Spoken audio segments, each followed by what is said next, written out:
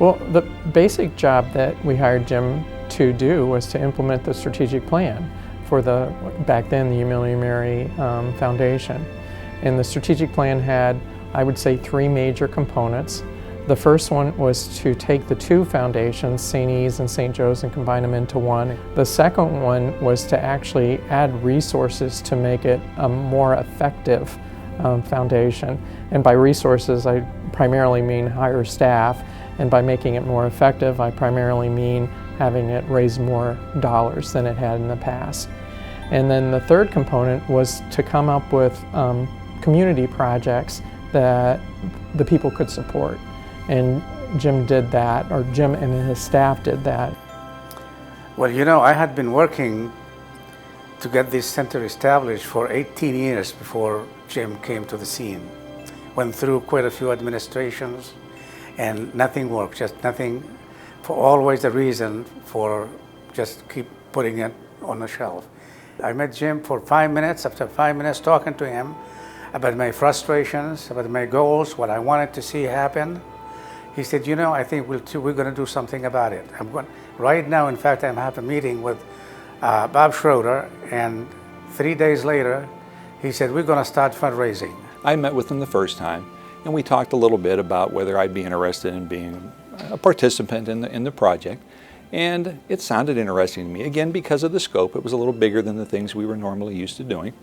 And I went back and I talked to Andrea, and I said, you know, Andrea, I'm impressed with this fella. You know, I said, this guy, he has good knowledge, he's got enthusiasm, he really seems to have a real vision, and I'm impressed. We were looking for some people that could help us to bring their own expertise to looking at the future for the Sisters of the Humility of Mary, and Jim has been a wonderful part of that, helping us to look at possibilities for financial planning, for how we would move toward overall planning, what we might do with different scenarios, and now he's also helping us with a development advisory committee so that we can move that forward as well.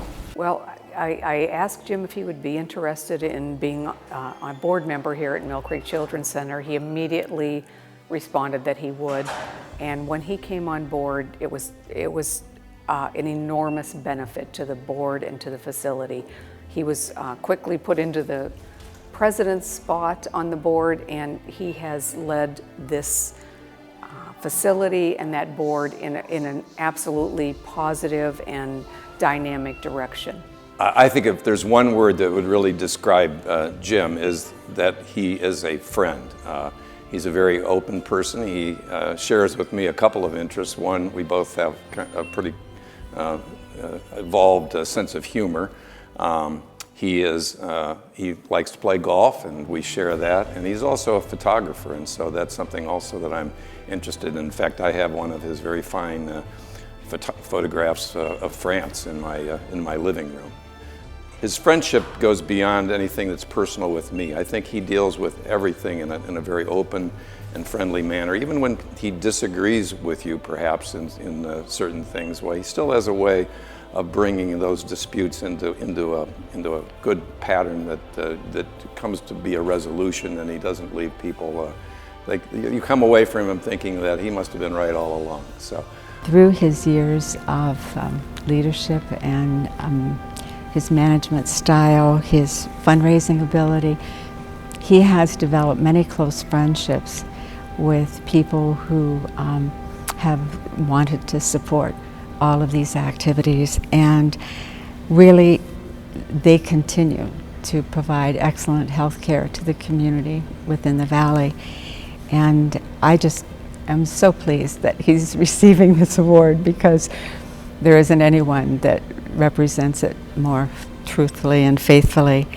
Well, I think, you know, Jim is one of those folks who come to the scene sometimes in our lives, and then when they leave, you say, I wish they had stayed a little bit longer. Jim, you have left a rich legacy,